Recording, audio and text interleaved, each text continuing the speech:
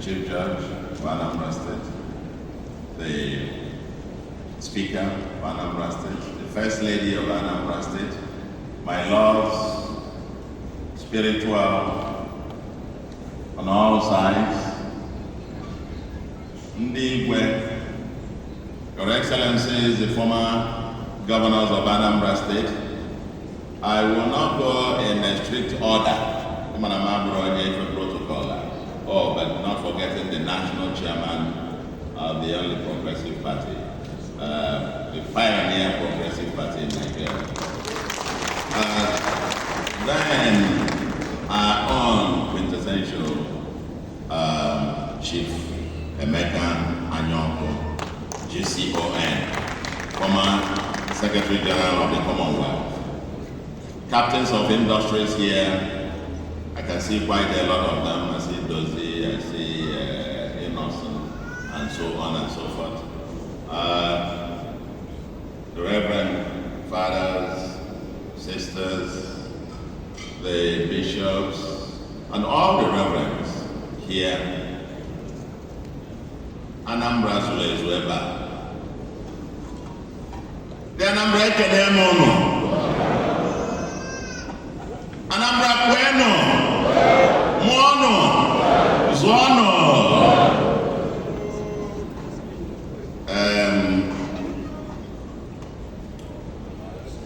Today, it's for us, for me actually, it's just another day.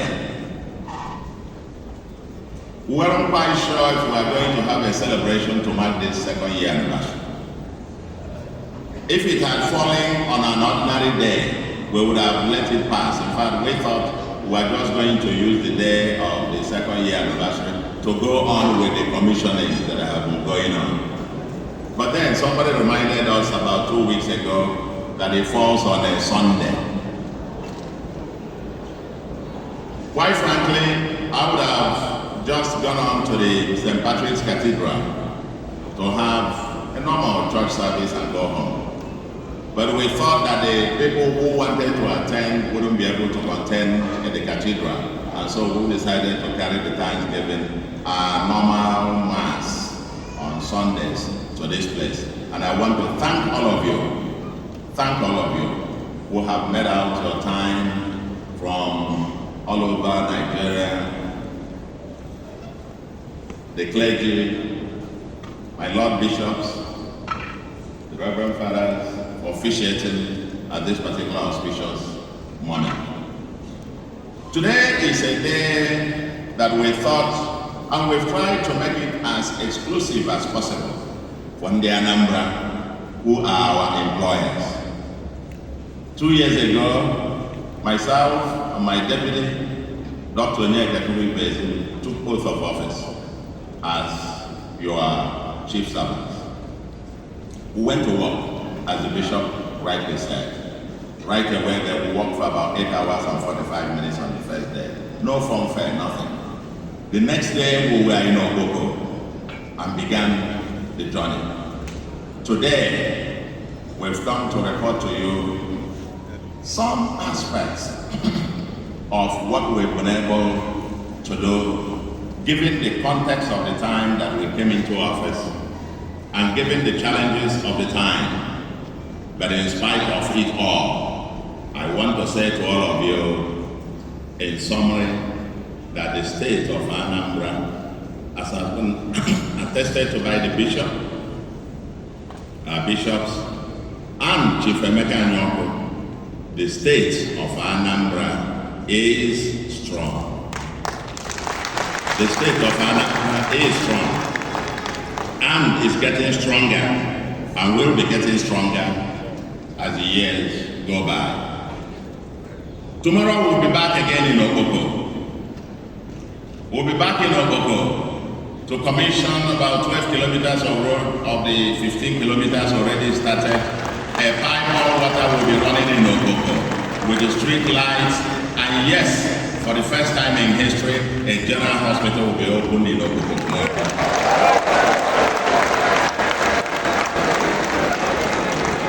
A few days ago, we were at our family The communities along that axis that have since the creation of Adam and Eve never saw a tarred road. And we saw the joy of the people. As we speak now, we are doing test run of what we call Anambra statewide water scheme. It's not just about Oka. It's being test run in Oka. It's being test run in Onisha. It's being test run in Lobo. It's being test run in Okoso. It's being test run in other and so on and so forth. Yes, we grew up with urban and rural water schemes with the dozens of the others. Yes, we'll be able to go from Amansi to Ufuma in a few days' time to commission that. Yes, we were not on the other day. As I speak to you, the Ochanja roundabout is no longer a refuse dump. There is now water fountain there to signal our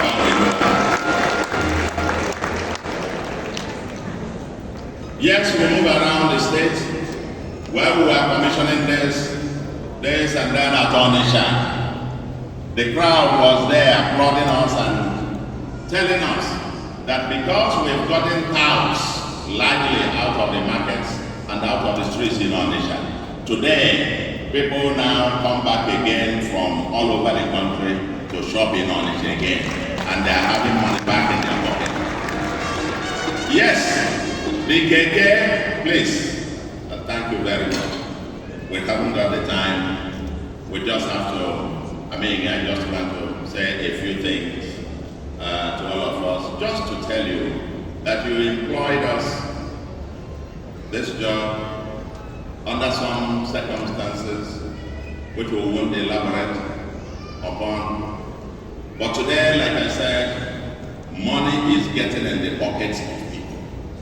That's the testimony of the keke drivers, the bus driver at Onisha, who carried his entire earnings, the only thing that he earned for the day, to give to me, please, in appreciation. That his mechanic is their vehicles used to go for mechanic once every 3 days or so, but not anymore, and so on and so forth. And that the cost of maintenance now down, the cost of their fares also, and that's the story we were told along the line. Those who are no longer paying school fees in schools, because we now have a truly free education in public schools, that's money back in the pockets of the people. Or those who are having free antenatal, free delivery in our public hospitals, that's money free in their pockets. All I want to say to you, dear friends, is that when we took over office, we told you that this is an agenda with a deadline. And being an agenda with a deadline, there are no excuses. No excuses whatsoever. Yes, we promised in the Anambra that we will be laying the foundation for us to move on, to lay a foundation to have that what we call African Dubai, Taiwan, Silicon Valley. Dubai as a hub for commercial and logistics. Taiwan as the economy that built on human capital resources to build the most powerful industrialized nation. And Silicon Valley because our future lies in technology and innovation. That's the nexus of what we want to do, the Anambra of our vision. And we told you we want to build Anambra, lay the foundation for Anambra to become a smart mega city. But it has to be an international city to achieve our objective. It has to be that state where the citizens, if they choose to go anywhere else in the world, it will be by choice, but not under duress. To build a livable and prosperous homeland. And we are armed with two major documents as our compass. Our manifesto, the People's Manifesto, and the other one, Anambra Vision 2017. Armed with these two things, we began to work. But it is just like His Lordship said, you're not going to begin to overnight, you'll have a Dubai, Taiwan, Silicon Valley, when you have criminals taking over 8 local governments when we assumed office, and kidnapping and killings were daily occurrences. That's not on that condition you do that. You're not going to do that when you have filth and waste and so on all over the streets and all over. Where you have arboros take over the entire space of the land, or where about 35% of our land space is being threatened by gully erosion, and so on and so forth, and then the state of public finance, as it were. We needed to pull back to get down to the fundamental basics. And what I want to say to you today, what we present to you, we're not going to go into the full details of it. My people tried to put it together, and they came down with about maybe 100 and something, 200 and something items. I said, no, go and cut it down to no more than 100 that we'll be able to share. You are going to get copies of them, but I'm going to now speak to just the nuggets of some of the highlights of what we have here. But I want to say to you, in the Anambra, as I said a moment ago, the state of Anambra is strong.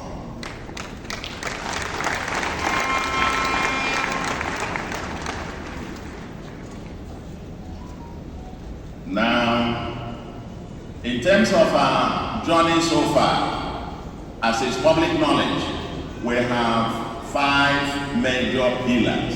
That's actually the pathway to the future. The pathway to today and that of the future.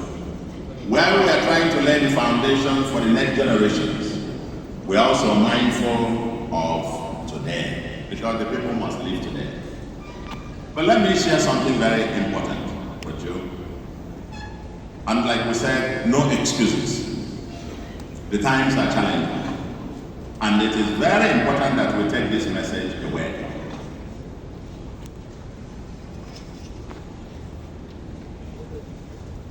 You all know the challenges that we have, that have come upon us in terms of the national economy, the exchange rate, the subsidy removal, which were inevitable disruptions that had to happen because we were in denial for so long. But having come on now, what is evident in the Anambra is that the resources available to government today, and it is important that we all take this point home, happen to be a tiny fraction of what was available in years past. In fact, I went down the memory lane and I went back from 2004 to 2024. In terms of the annual, both coming from Abuja and everything, spending on year basis. Each year came to some hundreds of millions of US dollars.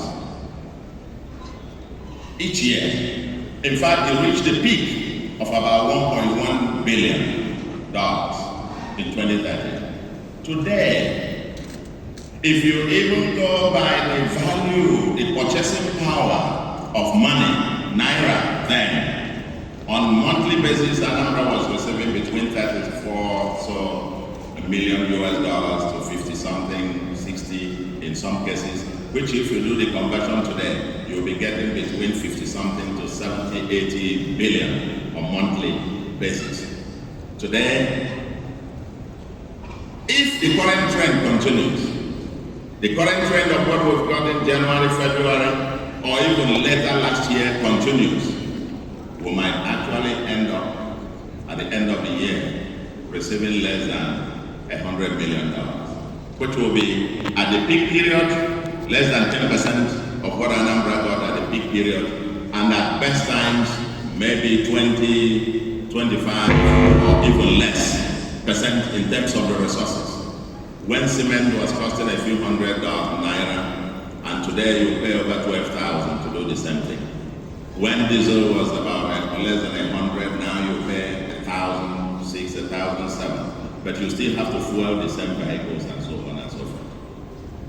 We are intentional, very deliberate about doing more with less because we are facing an extraordinary difficult circumstance in Nigeria. But you know what? Tough times demand for tough managers and tough leaders. That's why we came, that's why you employed me.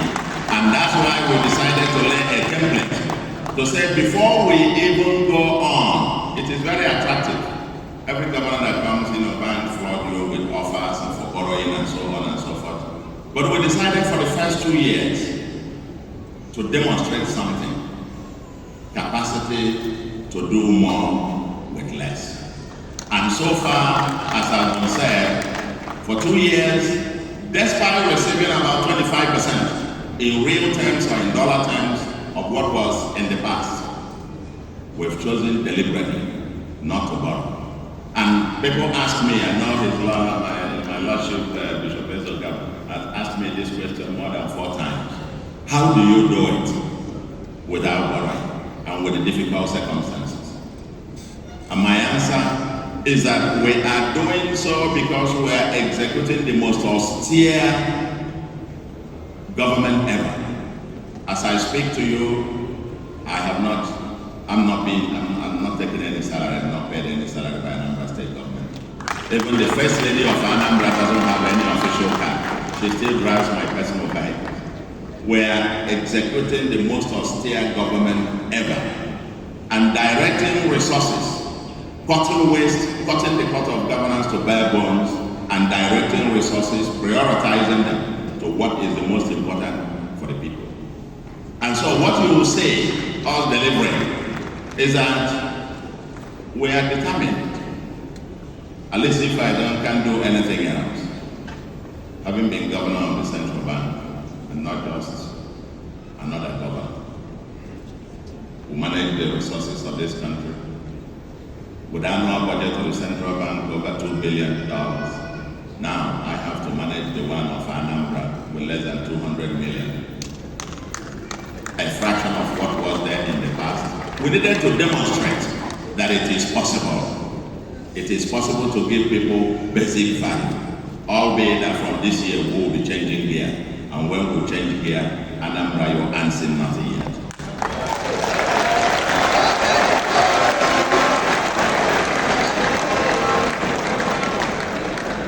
Yes, while still talking about this point, it's important for me to highlight because I think Your Lordship, you did mention something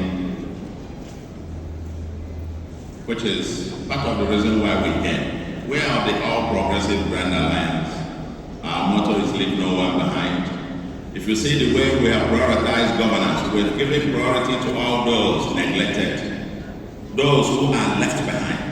That's why we are prioritizing free education, free antenatal, free delivery services, including cesarean for pregnant women. That's why we are prioritizing those areas that have never seen anything. The places that have never seen hospitals, we are building 5 general hospitals in areas that have never seen that before.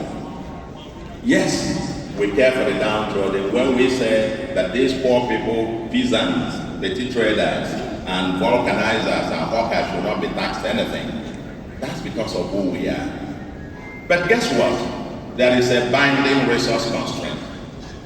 If you were to take the entire revenue of the state, what comes from Abuja, what we generate internally, and put them all together, and just put them in this hall, and line up all the citizens of Anambra and share it to them. My lords,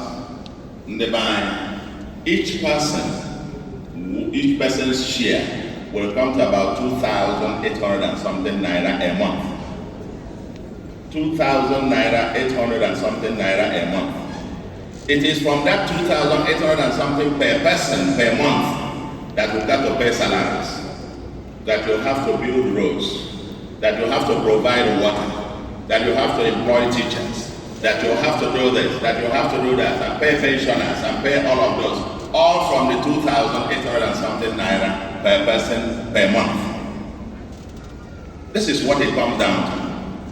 You can decide to bring it all and share to everybody. And so we shut down everybody. No road, no water, nothing else, and give each person 2,800. And what would that do for the person for the month? it is important that we get this context. That today, because of what we are doing and giving people value all over the state, property prices have shot up. They were telling me in Onitsha, there are now places that it costs about $1 billion to buy a plot of land. Here in Onitsha, people along Okanov, where property prices used to be maybe $1 million or thereabout, a plot is now $15 million or thereabout. People are getting richer, Okada drivers are having money in their pocket, and so on and so forth. That's how you manage the little resource you have. Otherwise, you bring it and share out, and everybody goes home. And yet, everybody will be hungry. But all we say to you, Ndebai, Bona, with where we have been so far, we assure you of one thing, that every kobo of Anambra's resource entrusted in our hands will be able to show you where it is going. We will show you where it is. And if we ever borrow, if we borrow, and you do borrow when you have genuine reason, no business grows without borrowing. But not the kind of borrowing that was the norm. We prioritize this, we spend these first 2 years developing feasibility studies, project financing capabilities, and so on. And when we borrow, we will show you the project that they go into and how those projects will pay back the money itself. We want to, it is not by accident that Anambra has now been adjudged among the top 5 states on fiscal sustainability in Nigeria. This has happened over the last 2 years. So, now that we have a handle on it, we'll now move to the next steps. Now, I take you through just a few, just to give you some highlights. On security law and order, this has already been pointed out where we are. You knew where we were before we came in, and sustained response, at least most of these 8 local governments have been recovered, and even after fighting all of those, you never, because it's a lucrative criminality. These guys have gone into the bush and they have seen the benefits of kidnapping for ransom. So occasionally you will still have these pockets of stuff ongoing, but we are determined to rid our number of criminals and criminality. The Truth and Justice Commission, we set up the Truth and Justice Commission to get to the remote and immediate causes of insecurity in the Southeast and Anambra, led by Professor Chidodinka. They have just submitted a very seminal report, and I will tell you that is historic.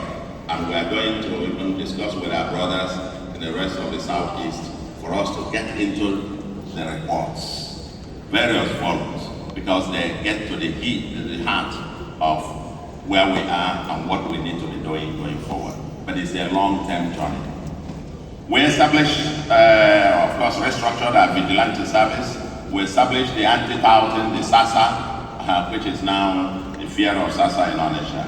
It's the beginning of wisdom for our touts, and so on and so forth. Digital transformation in the justice sector, solar-powered courts, small claims courts, bureau of missing persons, some executive bills that have been passed by our very hard-working House of Assembly. I must commend at this point the Speaker and members of the State House of Assembly being so patriotic and committed to the progress of Anambra State.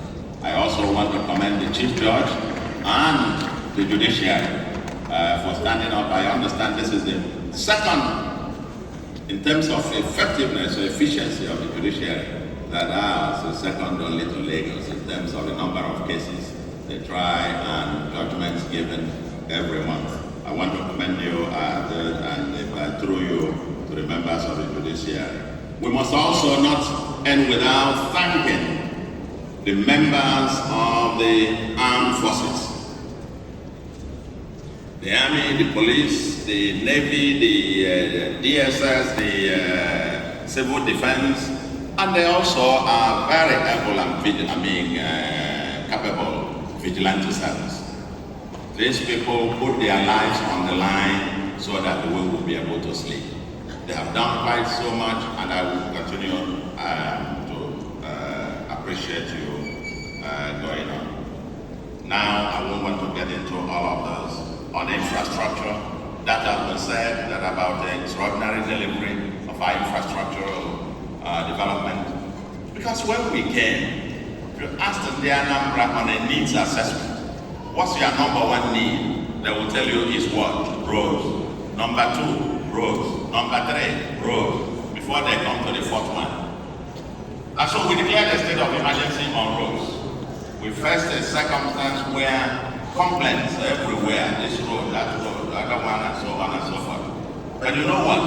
We decided that we're not going to play politics with this. Enough, because government all over lost credibility with the people because we kept lying to the people.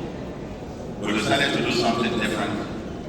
And that is that why we prioritize this instead of coming to flag off 1,000 roads when you have money to do only 10. And then erosion of fraud comes, and then erosion develops in most of them. Everybody says this road was awarded, this one was awarded, this one. Even if you take the entire budget of the state into one local government, you will not finish doing their roads. But we prioritize very strategic roads that have interstate and intra-local government linkages that have taken you to those neglected, to the food producing baskets, so that poor farmers can bring their goods to the market and so on and so forth, and then to regenerate our urban areas. But so far, we've flagged off over 400 kilometers of roads, about 247 asphalted, but at a quality that Anambra has not seen before. And when you talk about source cement stabilization with stone base before they take asphalt, whenever we moved around on roads, I remember one bishop, an Anglican bishop during this synod, was pleading with me publicly. Please, I should make sure to give Anambra the quality of roads.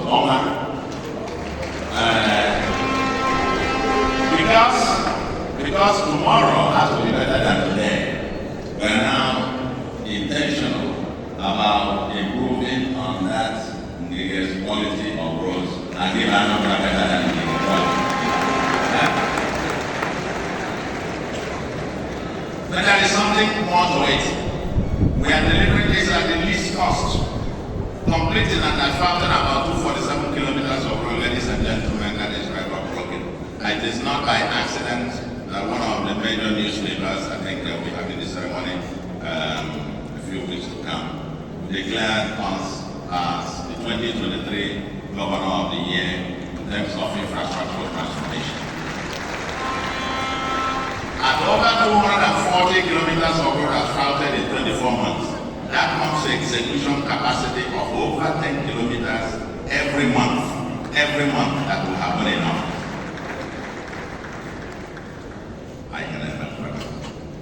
We're not talking about the flyovers or the bridges and so on and so forth. And anyway, the erosion projects that have been completed all over the place, the Banana Phase 1, coming to Phase 2, Nobi, Ezioko, Oka, behind the Women's Square, and so on and so forth, even the federal highways. Our zero pothole program is on pause. And from late last year up until now, I understand that measured it at about 392 kilometers of road has been made motorable again, just by repairing the dead traps on many of these roads, so to speak. It's an initiative. And in the mind, we are set. If you go to where we have it, the Anambra Government House Governor's Lodge, you'll come to realize we are determined that as in the Anambra, we are about the only state that I know, I don't know any other, that was created about 33 years ago, where the governor lives in a different town and the capital is in another town. Where you still haven't got a functional government office, or governor's office. In the Anambra, within the next few months, we will break that if it's a cost. After 33 years, Anambra is about having a befitting government house and governance here in Anambra. We are doing comprehensive modernization of the Equipment Square. We will recognize it again by the time end of later part of this year. Reconstruction and upgrade of Anambra State House of Assembly.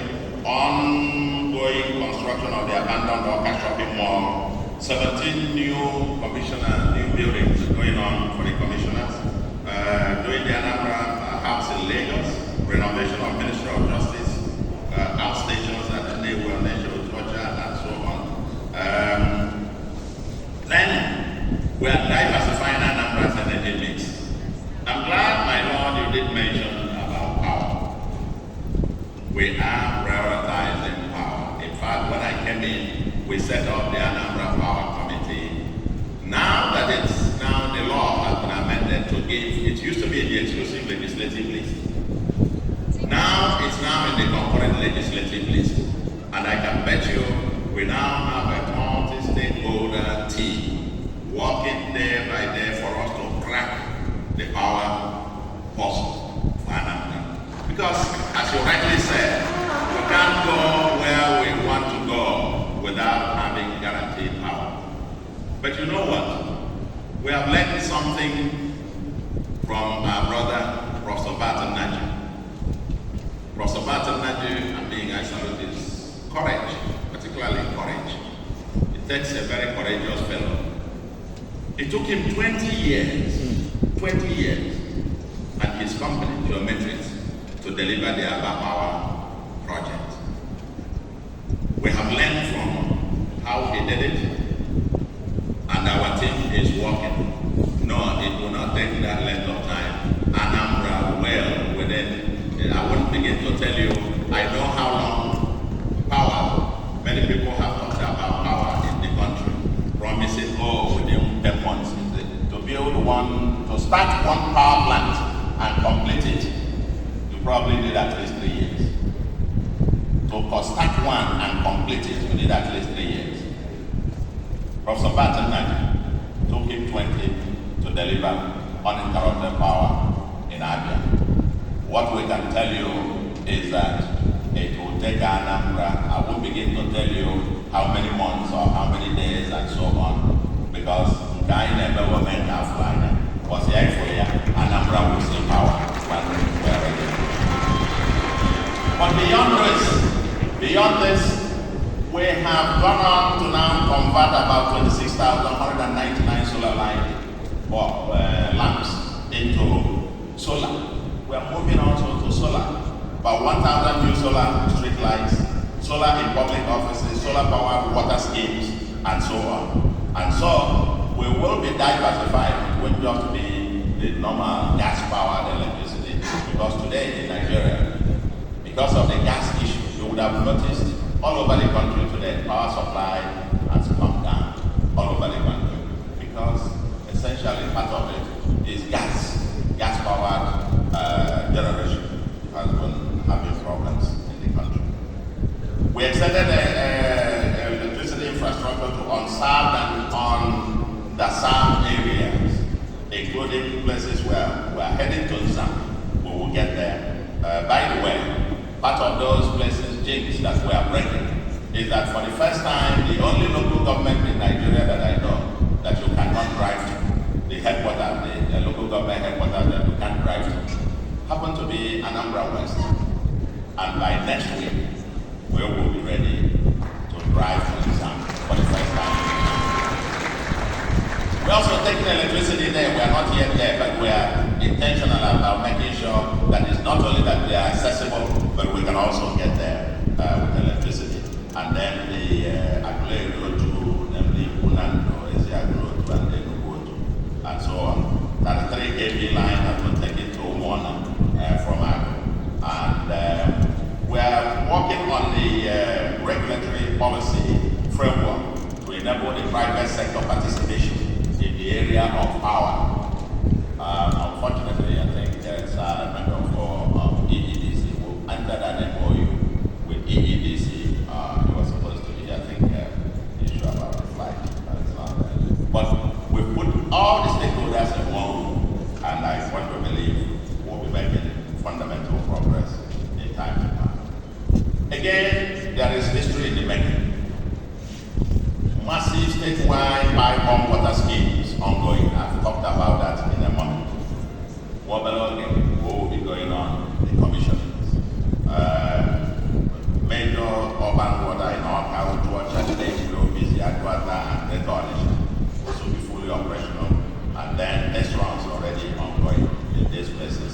also have some other ones in to take up in our and so on and so forth. Rehabilitating and converting about 75 rural water schemes together. Okay, I need even in the 70s in Onisha, fake public water. But I'm sure those in their 20s and 30s don't know what it looks like. But I can bet you that that is being broken. Development and rehabilitated water schemes, firefighting capability for enhanced emergency response. At least we've gotten down to about 96% emergency response capability, and that is going on. And let me also tell you, Ghana were intentionally embarking on urban regeneration program. Regeneration of Onitsha, because Onitsha literally died, and our people were moving over across the river in search of greener and more habitable place. But I want to report to you on the Anambra. Somebody said it the day we went to commission Port Harcourt Road, Niger Street, that this man promised us to buy Taiwan. He came, we don't go to Bucha Gota. Bucha Sia Gota, meaning where Baba Bana River Niger. He was not describing it in his own understanding, the step by step that we are taking to recover our place. Because by 2 years ago, when it rained, the entire Onitsha South and much of Onitsha got flooded. Water flood would get to people almost getting to drowning point. And in one secondary school, they confessed to us that 2 years earlier, 3 of their students died, were drowned after rain. But now we've opened that up, opened back one minute, and opened the channel back again for the first time now in over a decade or so. Runoff water, flooding can now get back into the River Niger. And we are now intentionally rebuilding Onitsha. Today, like I said, Ochanja Roundabout is no longer a refuse dump.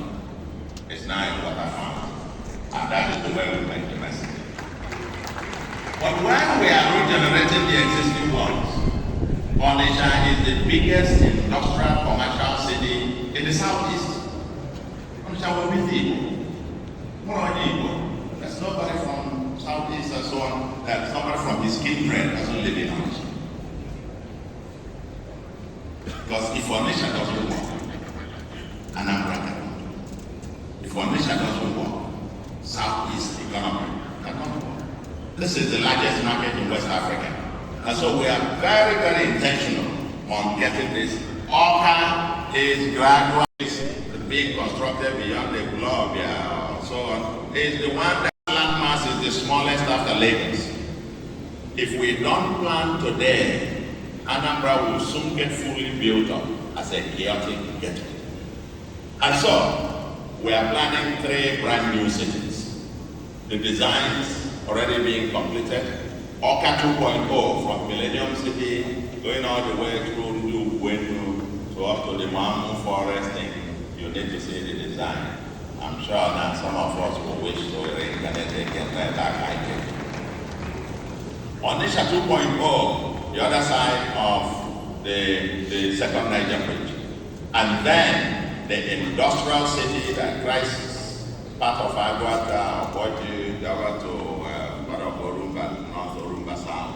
They now have over 4,000 hectares of land. Mahindra, the global consulting firm on industrialization and industrial policy, has completed the design and feasibility study for that. That will be the next new axis of prosperity in terms of industrialization. So, our housing infrastructural development on 214 hectares of land in Aguapa, and so on and so forth. So these new cities is the new industrial city. Revised feasibility study for Anambra Automotive Industrial Park. Completion of feasibility for the special agro-processing zone. Feasibility for our pharmaceutical manufacturing zone. And feasibility for the exports in Oro. These are now set, and we will be exploring alternative funding mix to kick them off for that Anambra of our dream. The groundbreaking for the industrial city will happen in no distant time. We've completed the Anambra Transport Master Plan, and this transportation master plan includes the one on transportation. Yes, we now have the master plan for Anambra's rail system. That has now been completed, and we are going to come on board about it. We are discussing possible financiers. We put together the financing, Mana and Mabapon, for the rail to work. If again, something must give. Bapono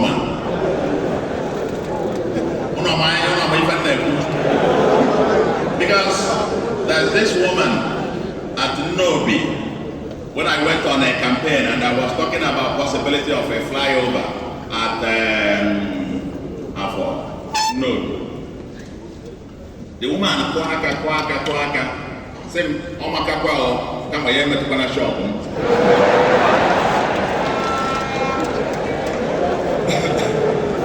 So what I'm saying to you on the Anambra, the rail is nice.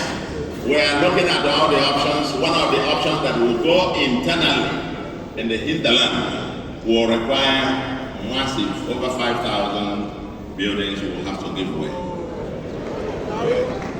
But this is the kind of conversation we are going to have as a people. This is the kind of conversation we must have as a people. But let me tell you, the other two parts of this process is that we now have a master plan also for our water transportation system. And yes, the very critical one is for our road infrastructure. The best time to have, best time to have planned our transportation master plan was maybe 50 years ago. Now everywhere is being fully built up. Almost all the federal roads in Anambra need to be dualized if we are thinking about the next generations. If we are thinking 50, 100, 200 years, all the federal roads in Anambra and all the trunk A state roads in Anambra need to be dualized for people to be able to move on. Because in the mind, let me share with you, by 2070, we estimate that you will have about 38 million people here in this tiny piece of land called Anambra. It will be impossible for anybody to move around. Impossible. And this administration is determined. Yes, there is a saying that politicians worry about the next election, but statesmen worry about next generations. We are very intentional, worrying about what happens the next 50 years, the next 100 years, the next 200 years. That's how other countries were built. That's how Dubai was built. That's how Taiwan was built. That's how America was built. They thought 1,000 years to come, how will it look like? And you start planning today. It's not when you get there, then you start talking. Today you find people trading on the street and so on and so forth. We need a master plan, and we have now developed the master plan for rail, for land transportation, and for water transportation. It's now changing gear to execution. And then, yes, Onitsha Port is now been recognized as a port of destination and a port of origin. We are working with the concessionaire, and Anambra will regain its pride of place as the hub for logistics and for commerce. Petrol-powered vehicles to CNG and so on, upskilling in the Anambra in transport hardware maintenance, innovations towards efficient traffic management. You can see that all over the state. ATMA, it's not comfortable for a lot of people, but we must do that.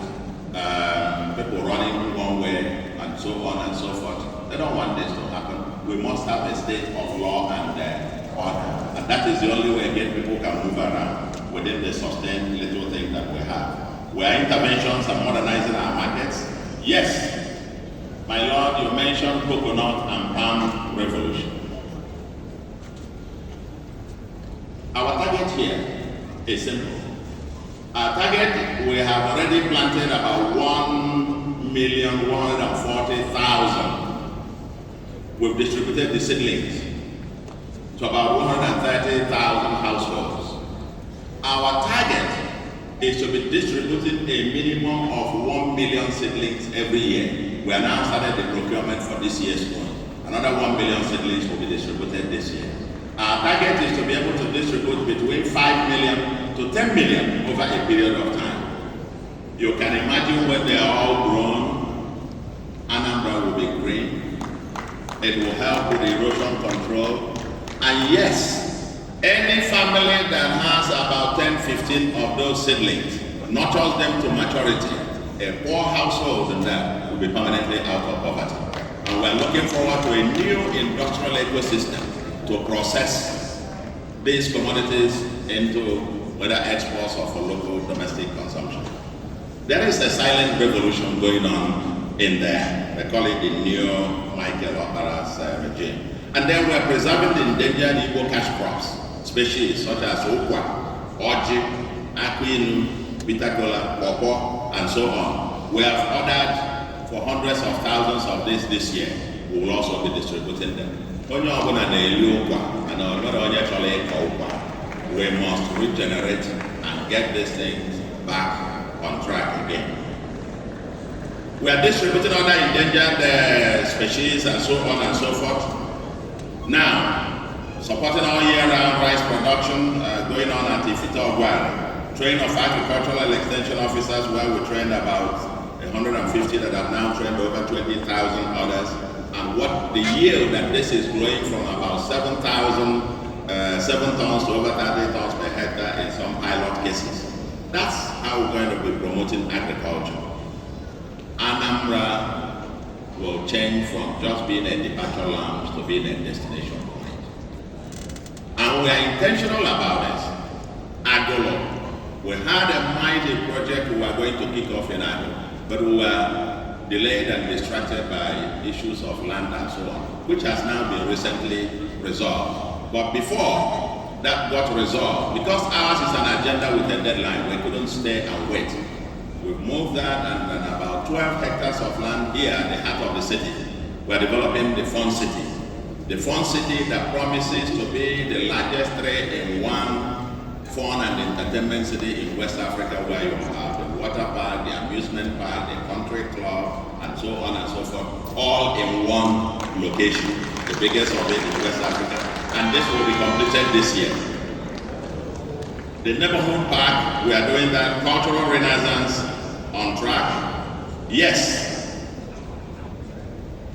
We talked about education, we are coming to that in a second. But we cannot have smart schools, smart education without having smart teachers. And that is our mantra is technology everywhere and everything technology. And we're very deliberate about orchestrating what we call the digital tribe in Anambra.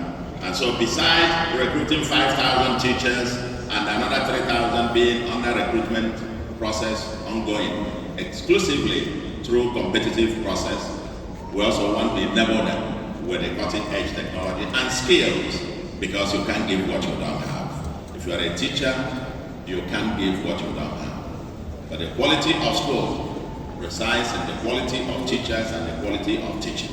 And so we are prioritizing teachers in schools and the quality of teachers, and with the supervision to ensure quality teaching as well. Anambra will continue to be the leader in this area. You cannot have a Taiwan of Africa without having solid education that is cutting edge. But that we are coming under to.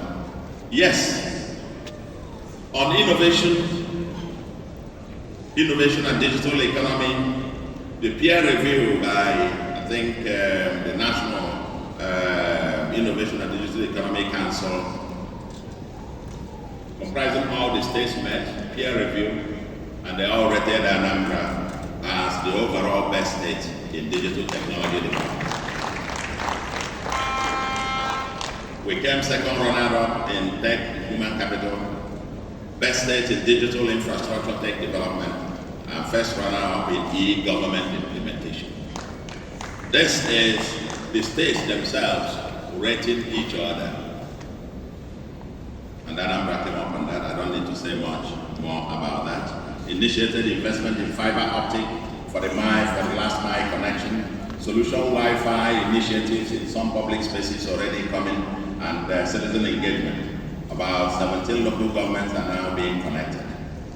The digital Anambra State Health Facilities Management Unit is now digitalized, and our GIS, Geographic Information Management System.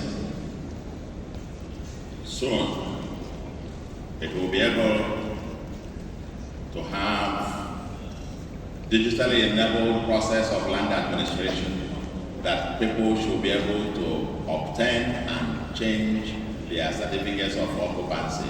Our target is to be able to get that. Now it's about a week from months in the past, but our target is to be able to get it to a maximum of 72 hours, and that is ongoing as we speak.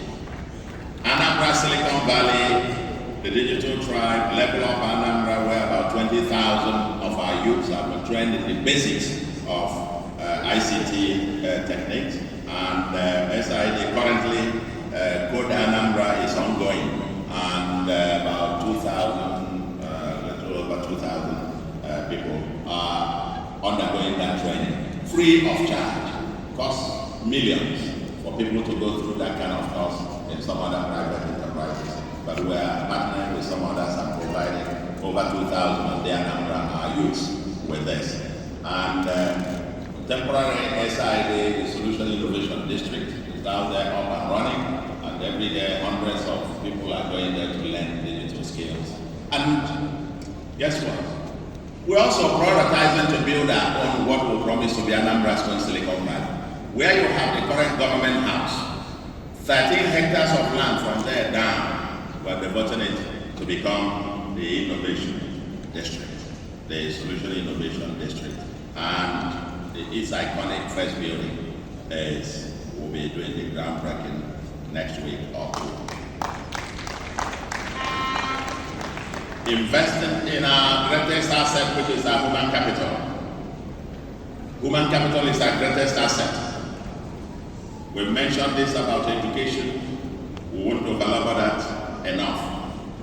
Education, education, education. Our human capital is our greatest asset.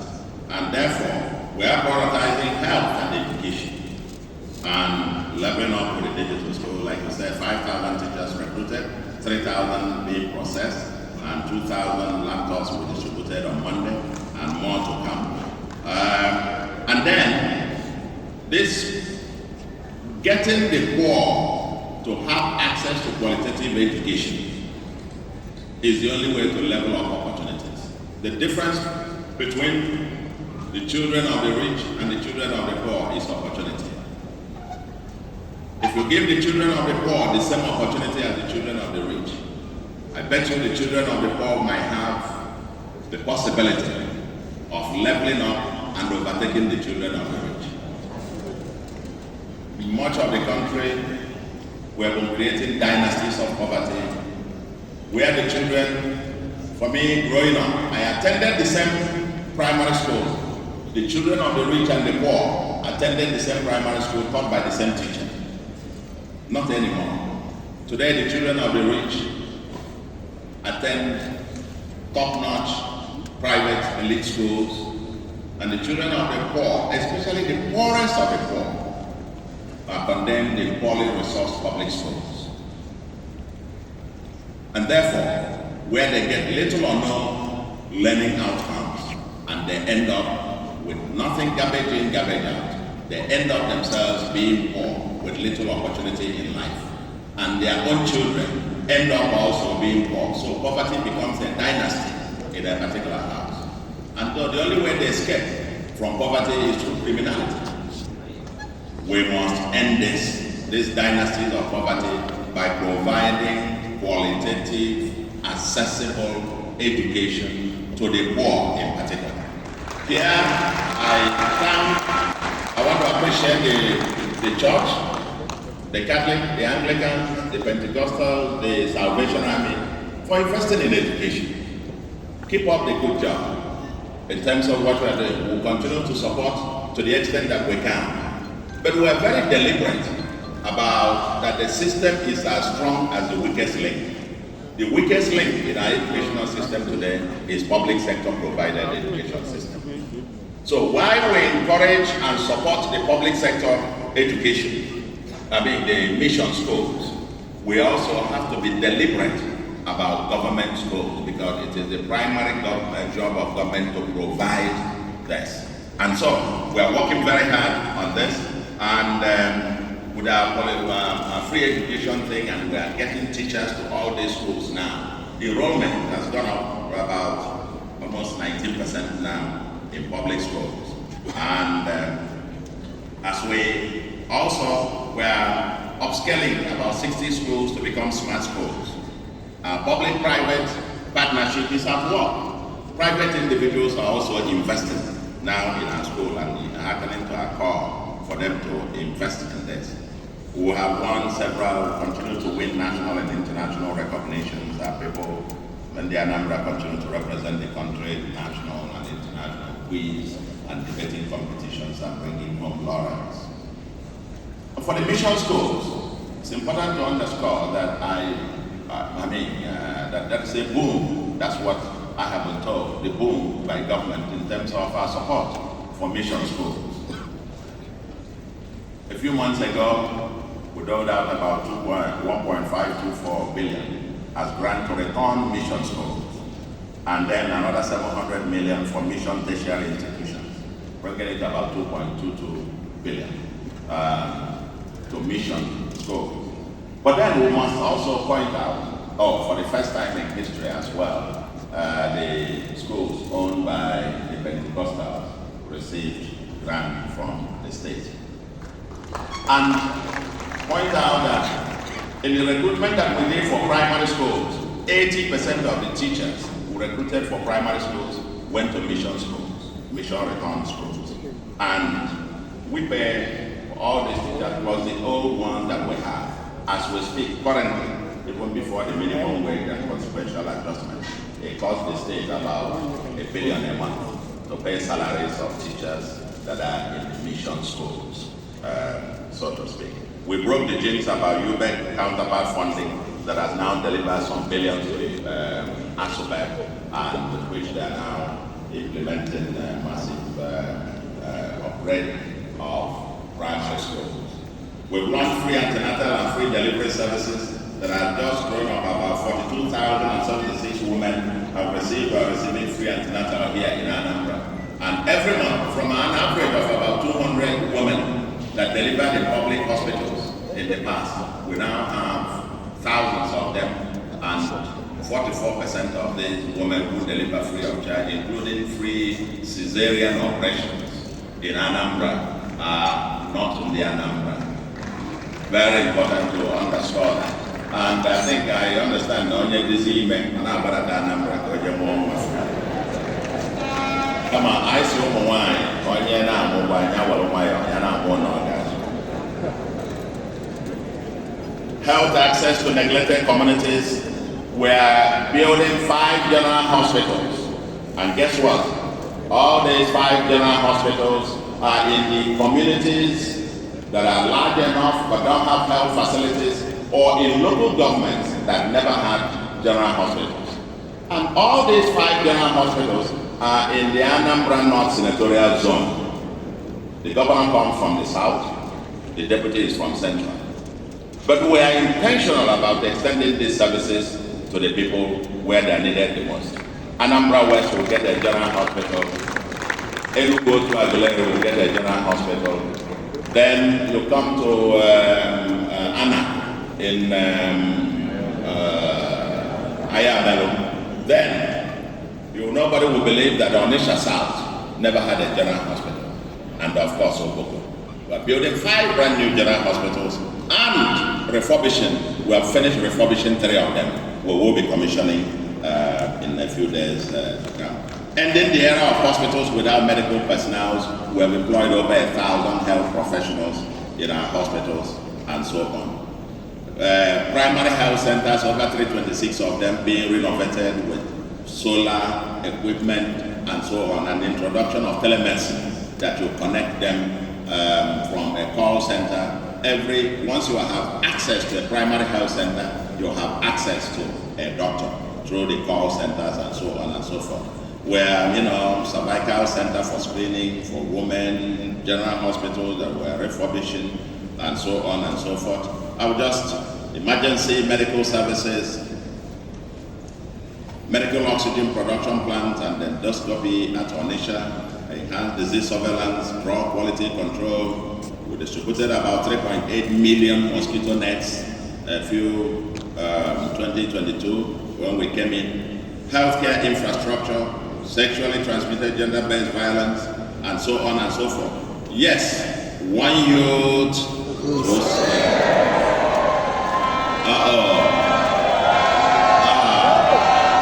Thank you very much. Thank you. This is a unique program that I think we are mainstreaming, and I think the rest of the country has something to learn from this. This is rooted in the Igbo apprenticeship training and mentorship scheme, where we'll train them in 2 skills: basic trade skill, then entrepreneurship skill, and then we empower them with about 2 billion and another 2.5 billion available for concessional loans to them. And then reinventing and mainstreaming of our sports economy all over Anambra now. Then governance and value system. We are getting to the end of it. It's important to underscore this, that what underpins our agenda is this one people, one agenda philosophy in governance. Yes, we're one people, one state, one people, one agenda. We are prioritizing the fact that, yes, Anambra is predominantly, probably a 99% Christian state. But then you needed to bring everybody together. I'm very happy as I look around here. This is a mass service, but I look around there and I see the bishops. Unfortunately, today coincides with the day that they are ordaining, I think 4 bishops of the Anglican Communion, so all the Anglican bishops are not here. They had to excuse themselves. But it is fair to say that if I get on to the preaching of the papacy on ecumenism, that we are one body with the Bible, and the body of Christ, we are one. And we've tried to preach this all over and reflected it both in the character and the form of our administration. That somebody said to me that interdenominational tension that existed for over 20 years, that in a few months, you've been able to bring it to next to zero, as it were. And to the point that the CCC, the Anglican, Methodist and so on, wing of CAN, had to give us a very special award as Father of Ecumenism. And the Pentecostal Fellowship agreed. And to give that to a Catholic like me, an Orthodox one at that, says volume about the way that we have tried to unify the state and bring down this tension down so that we can focus on the process of transformation of the state.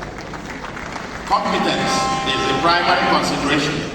Competence is the primary consideration as we do recruitment and appointment in public service, without regard to state of origin, ethnicity, religion, denomination, or political party. Recently, we just appointed the permanent secretaries, 2 of them. One is from Abia and one is from Osun State. That's who we are. We reach merit at the national level, and in our respective states, we should be able, they say, be the change that you want to see.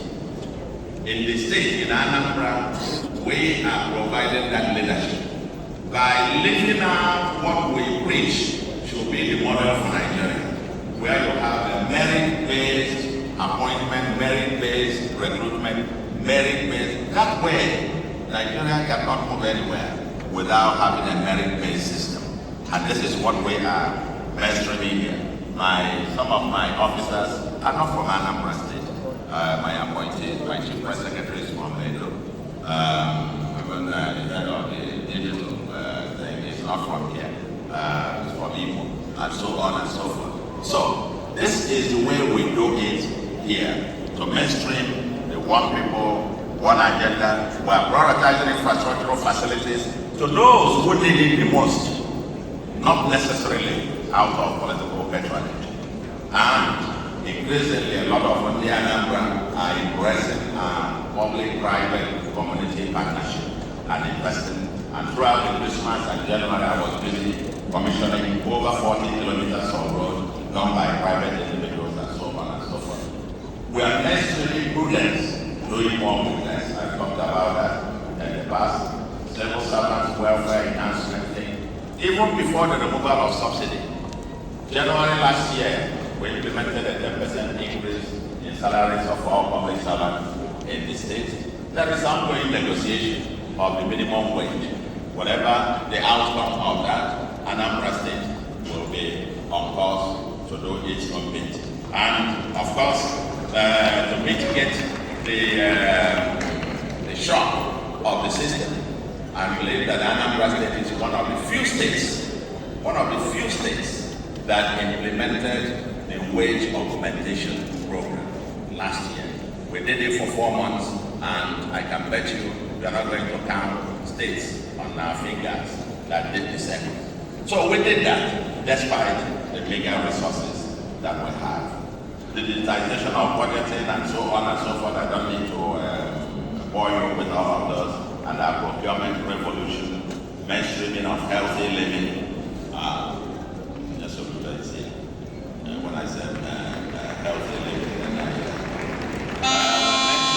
made in Anambra, made in Nigeria strategy. You see me still with my akwete. My akwete at the beginning, my akwete today, my shoe, either Anambra or Aba. Our car, innocent, remains that whatever it is, we'll continue to drive it.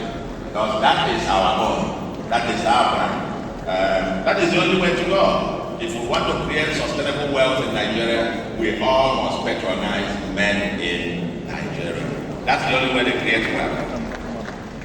Local government system the way it was when we came, we needed to put it back in order. Put its finances in order. Because pensioners of the place, I think they were not paid pension arrears of about 4 years. We now need to begin to clear up this. There are a lot of things that hold them together. You need to streamline and clean up. Then for each of them to stand and become viable entities as well. We are strengthening their capacity to be able to deliver services such as waste management and other primary health care and education, as well as so on and so forth. And we reconstructed 5 local governments, completed renovations on some of them. I don't need to bore you with all of those. And yes, we are now getting ready by dealing with the foundational issue. Dr. Bo said, when are we doing local government election? I am very much for that, for local government elections, but we need to put the foundation for that. And the foundation for that is that we have now, what we had before as the Independent Electoral Commission law of Anambra for purposes of local government. That's why neither here nor there. We've now embarked on a comprehensive review of that particular law to bring it in tune with modern practices and even consistent with part of what we have at the national level and so on. And the draft bill is now with the House of Assembly. Once it is passed, we will set up the Anambra State Independent Electoral Commission and put them the resources that will be required to organize local government elections. no one behind preaching the unreachable paths, because you saw me go to Odu Banasa and so on and so forth. Community puzzles resolved in over 130-something communities. Radical changes in land administration, I mentioned that, and market transactions, rise in ease of doing business. Yes. The 2023 ranking in ease of doing business in Nigeria ranked Anambra #1 among the 17 states in the southern Nigeria. And social protection policy consistent with our manifesto, we've initiated one of the most ambitious social protection policies. Flood resilience plan, continuously working towards professionalizing revenue enforcement, and so on and so forth, digitization, mainstreaming urban renewal. I think I've talked about this several. If the existing urban ones don't work, it will be difficult to get new ones started. Oboko. Yes, tomorrow we'll be there again. Oboko. I am determined to give these poor people a new beginning. We're determined to give them a new beginning. Oboko is the biggest urban slum in the southeast, if not in Nigeria, where you have more than 500,000 people in unspeakable urban squalor. Sewage, waste, no pipe water, no hospital, no light, no roads.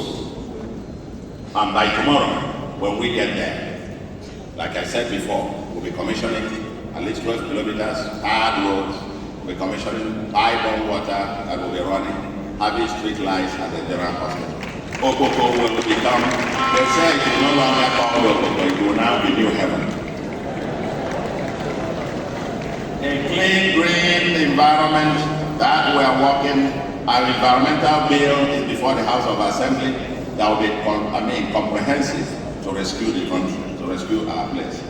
And the silting of drainages and waterways, sanitary inspection, tree planting, erosion mitigation measures, waste management, yes, waste recycling, and environmental conservation. That's quite a huge agenda that we are having there.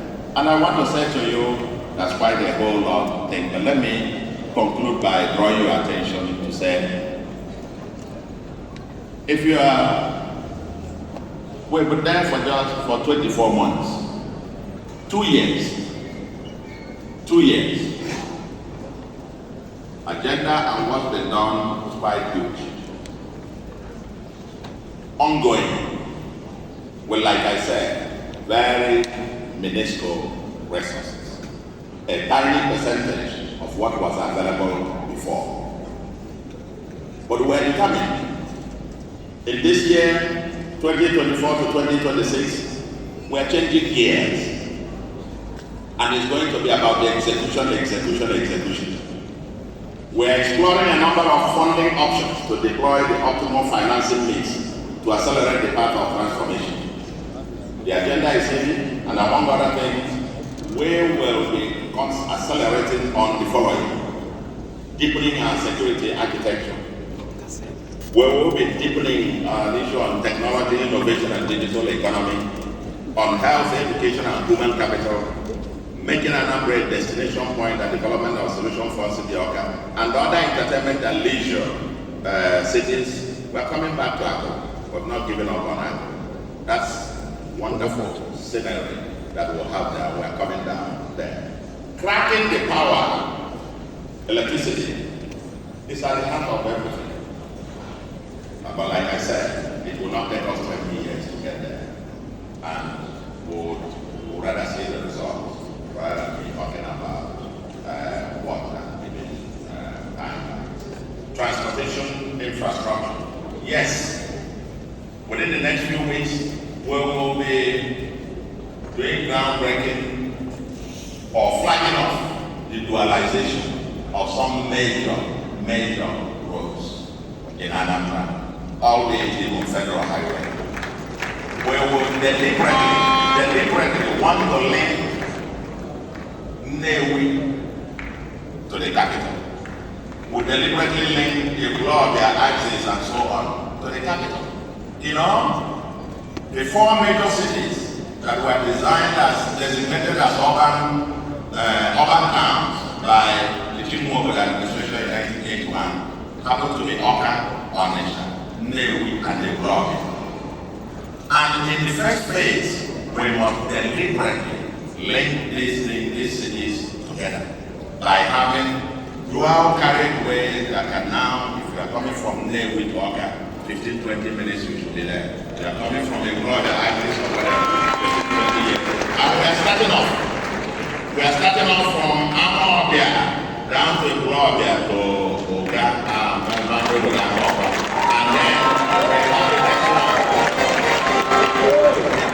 And the next one is to link up from one to Agoro.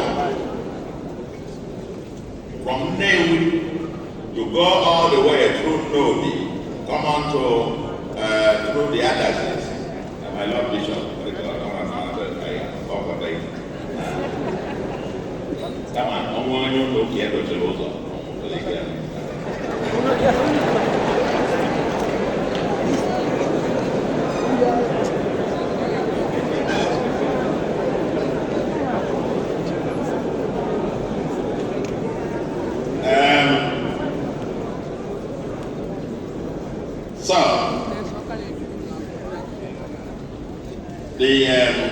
The power thing, the transportation, that we are very, and our public transportation system is going to be quite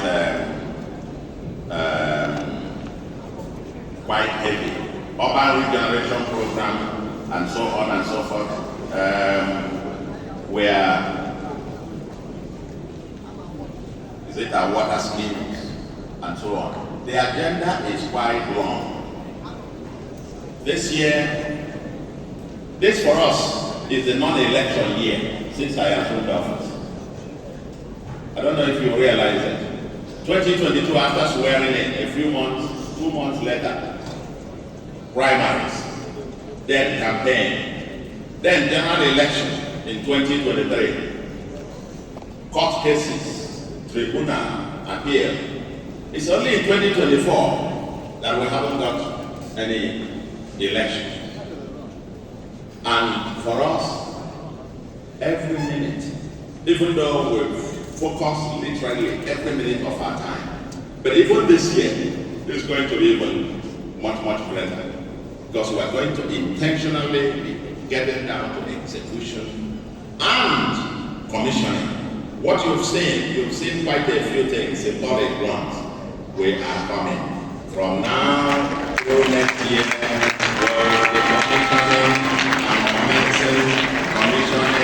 Commencing, inspecting, supervising, and getting it all done. For us, what I said to Divine is that we all got to get it done together. We need the strategic partnerships. Partnerships of Anambra, partnership of the diaspora community, partnership of the federal government, the captains of industry, partnership of the international community. We need all hands on deck to get it done. This land, Anambra, has all the potentials to be an international smart megacity. We have all that it takes. And for it to be so, we have already got an airport and probably a second one to come. But we also have the river port, which has also been designated as a port of origin and port of destination. And we're working with the concessionaires to make it happen, and the federal government. And now when you put together all this that we are trying to do, we all need to work together. Whatever anybody can do. I told our money people when I went to see them either in Lagos or in Abuja, I said sooner or later, if you ask me, how are you? I said, how many kilometers have you done? Because the entire resources available to the government of Anambra is less than 1% of the income of the Anambra. As I broke it down, if you bring it and share to everybody, each person will get 2,800 naira. very minuscule. Unless we mobilize our people to action, we're not going to be able to go verify the speed at which we want to go. Yes, we will be considering alternative financing modes. Like I said, if we need to borrow for specific project financing that will show how they pay back, we do that to accelerate those. Yes, a few days time we will be having the groundbreaking of this 10-story hotel thing that will signal the path of the new market. That is going to come. But this year is execution, execution, execution. We haven't got any time to waste. And I invite all of you, when I ask you to join us, let's do it together. That the politicians are worrying about elections.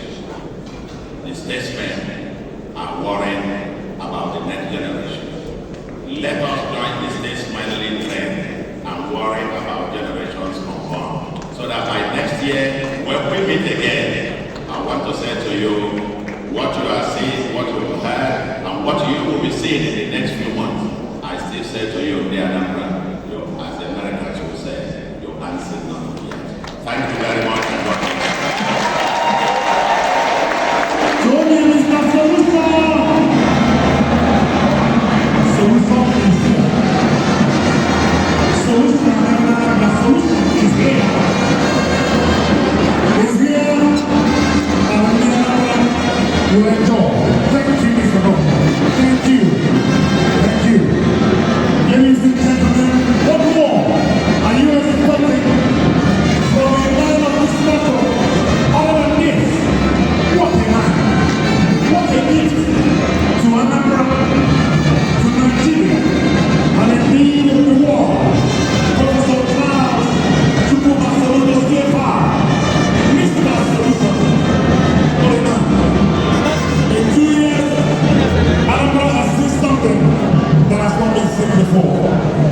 Thank you.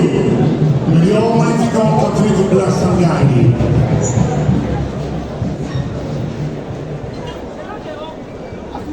We want to welcome